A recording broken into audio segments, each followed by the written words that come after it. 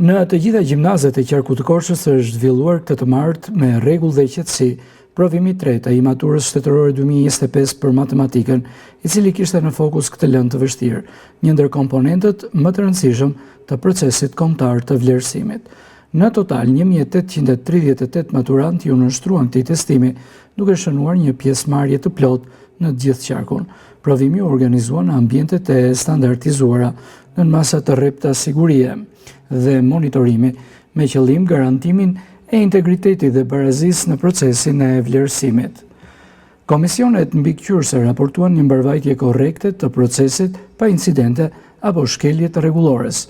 Matematika, si një ndër lëndët bazë të arsimit para universitar, vlerëson jo vetëm zotërimin e koncepteve teorike, por edhe aftësinë e nxënësve për të analizuar, zgjidhur dhe argumentuar problemet në mënyrë logjike.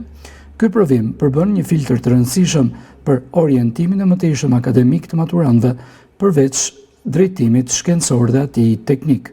Pas përfundimit të këtij testi, matura shtetërore do të vijojë me provimin e fundit me zgjedhje, i cili do të finalizojë fazën e vlerësimit kombëtar për vitin 2025.